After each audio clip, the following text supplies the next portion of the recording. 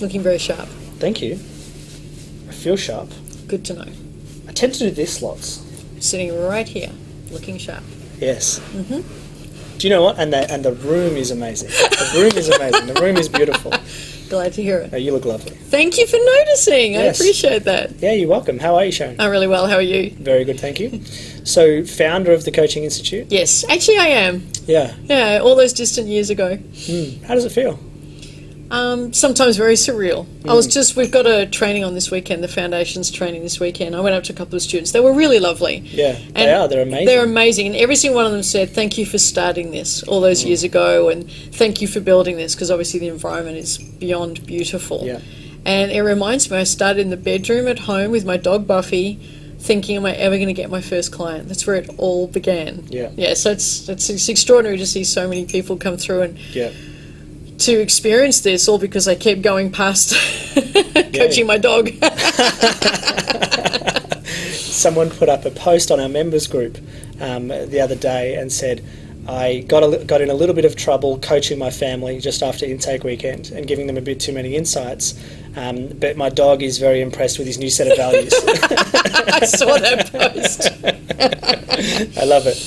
So, so Foundations Weekend, that's what's happening right now. Yeah. That's the beginning. It is. It's where we all start. Well, it's where the face-to-face training can start. I think the beginning is the moment we say yes to ourselves. Yeah, that's right. I think that I can remember my decision, Matt, to train to become a coach, and the pit of my stomach feelings that my dear friend said, fear feels exactly the same as anticipation. I'm pretty sure it was fear, but I'm going to go with anticipation. Just that first moment of glee of saying yes to myself, and that first rush of, I'm going red now thinking about it. That means I need to get myself together. I need to get myself together. Joining to become a coach is so much more than I'm going to learn coaching skills, which is a whole skill set. I think it carries a remarkable opportunity to self-reflect. Yes. And that was a little scary for me. It's just, I have to put a mirror up and face my stuff and deal with it if I'm going to expect somebody else to. So I think joining to become a coach is when it starts. I think this is simply an expression of that commitment. Yeah. But the first commitment is I'm prepared to be the best me I can be. I love it. Yeah. Do you know, when I joined, I think I actually joined with the ignorance that I was going to get that such great reflection of me. I joined to learn to speak. Great. To be able to communicate to others. Good. And then as a side, it was kind of like a side thing in the beginning, which became probably more all of it right now. Yeah. Is who I've become. Yes. Yeah. Well, I think any tool we want to apply, we have to have the mind that's capable of applying the tool well. And I get what you're saying. There are aspects where I think I need to learn that skill, and I go to learn the skill and I realise, actually, no, I need to learn about me to be able to apply that skill to its full extent. I totally get that. Absolutely. Yeah, fantastic. What do you think is from when people join the Foundations Weekend from day one until day 3, what seems to be the experience, the journey, the outcomes? I got to say, with this group, they're a bit wild to start with. So, have you noticed that? I actually did notice that. I sat down with someone. I said, "So, is anyone a little bit nervous, a little bit concerned?" They're like, "No, I'm excited. I'm ready to go." Not like when I started. Yeah. Well, oftentimes I do what you do and say, "So, how are you going?" And I get, "Oh, I'm a bit nervous, but really enjoying it." On day one. Yeah. All I'm getting from these guys, "Oh, loving it. It's fantastic. Want more?" And I'm, okay, let's go with that. Yeah. I think the balloons are helping, and the hats, and I think so. Yeah. Note to self: always have balloons and hats. So the trajectory tends to be, firstly, what I notice is the connections they make with each other. Yeah. I think a lot of people hope it'll be that good at the back of their minds, that, I'm training to be a coach, and I wonder if I'll meet some good people. And I think during these 3 days there's a realization I am meeting great people. I'm meeting people who are great and okay with me being myself, who actually insist on it and want that. I'm in a safe space where everyone is okay that we've got stuff going on, no one's got it made, and everyone's working on stuff. So I'm in a space where being worried about an aspect of self is bring it. That's what we're here for. So it's a very validating, safe environment. Yeah. That's one of the things that builds over the 3 days. These guys got to it on day 1. Also, the opportunity to realize when you get the skills that are taught on day 1, I can do that. I think there's a real mystery of how to be more effective or how to be happier or how to experience a more full life. There's a mystery about that. It's not like you get not many people get the manual, and that's what this does. Here's the manual. It's step one. Let's do this right now, and everyone does it and has an experience of I can do that, and that's making me feel amazing. And then Joe, the trainer, gives the next step. I can do that, and they do it, and so there's this gradual build-up of realization. I am really awesome, and I can do this. It's an awakening of potential, I think, very much throughout the 3 days. And I think the third thing that happens by day 3 is a real sense of groundedness. We're not much for the rah, do it. It's not the hype, do it. Forget the hat. It's not the. It's very much the ground. It's based on competence, and it's based on skill, and it's based on very tested experience and knowledge. None of it is woo-woo. Just go out and give it a go. Yeah, none of it's, I couldn't even imagine that. It's very based on what we've tested and measured over 12 years. Yeah. And they get the best practice. So by day 3, there's a very deep sense of, okay, I get it. I get what our next steps are. I'm very grounded about it. I feel passionate about it, but I'm not bouncing off the walls because I now know, okay, so now I have the steps.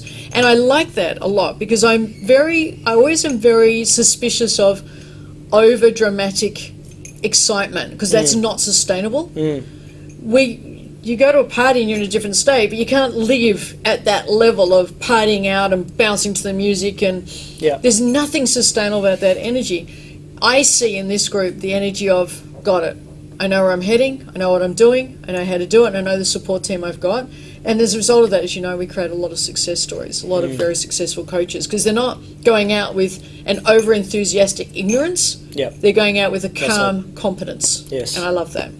I was talking to one of the students about this before. One of the things that I love about the journey that students go on from Foundations Weekend even through to professional coach is that there's so many different areas coaching can be applied.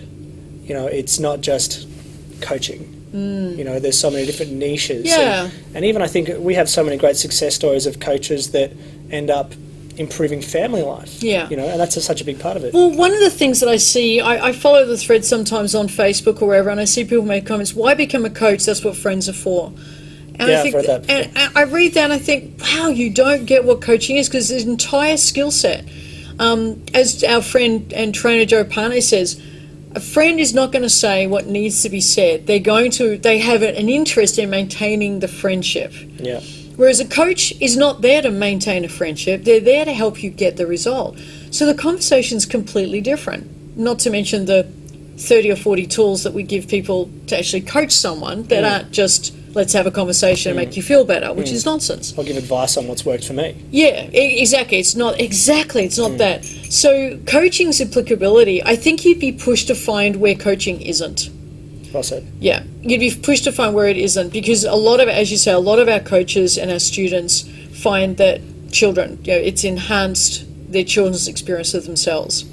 That homes are moving closer to joy rather than. There was one lady who I worked with, I think you know about this, in the training room, where she was so strict with her kids because she felt so busy and overwhelmed. The kids were kind of shutting down. We did a coaching conversation. We didn't chat. It wasn't a friend to a friend. I used coaching tools and techniques. And she had this breakthrough and the realization about how she can connect deeply with her kids. So the first thing she did on the way home from the airport is buy crayons. Because she had a whole rule about mess. And the kids now are just joyfully expressing their creativity.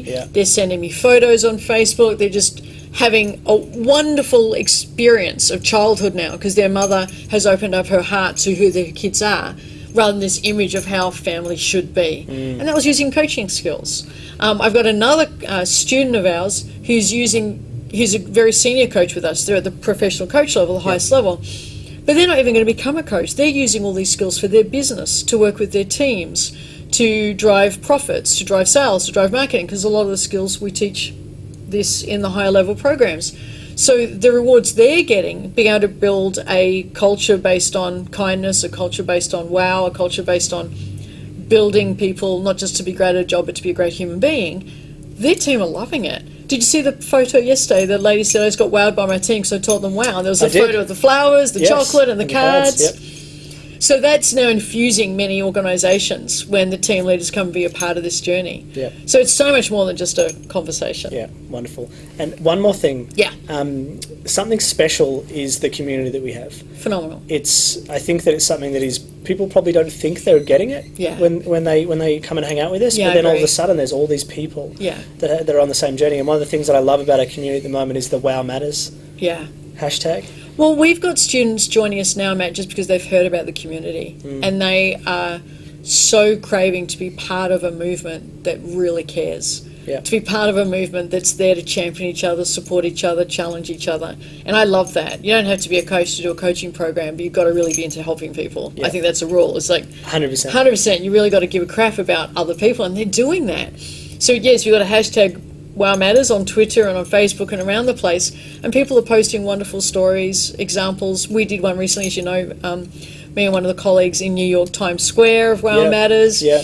And our teams are starting to do it in companies.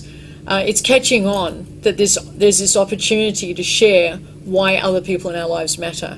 Because I think we can become quite insular and how am I doing? Am I okay? Is that okay? To go, well, are they okay? And demonstrate that? Yeah. What a wonderful gift. It is, it's beautiful. Actually, that's a good idea. Let's get everyone who's watching this video to Wow Matters somebody. That's Yeah. beautiful. Share some flowers. Yeah. Buy some chocolate. We've been doing it. If you're as- wondering, Can I chocolate. share how to do it? Yeah, So what we do is pick someone that you care about, yeah, and it's as simple as it can be a card. yeah. It could be a Pez dispenser. Yes. You know, we've done a great one in our company where I printed out 10 or 20 different rows and said, go hug this person, and then put it on everyone else's desk. Oh, wow. So the person got random hugs from everybody I and love they didn't it. know who it was from. It's just something special. Yeah, And I got then- for one of my clients, I got flowers, chocolates, and champagne, and a thank you note It's amazing. with Wow Matters, hashtag Wow Matters. It's amazing. And then the most important thing we do is take a photo of it. Yeah, So then we can kind of spread it, and it gives other people inspiration to yeah, do the same. yeah. We want it to be paid forward around the world. That's right. Thanks so much. Yeah, thank you. That was awesome.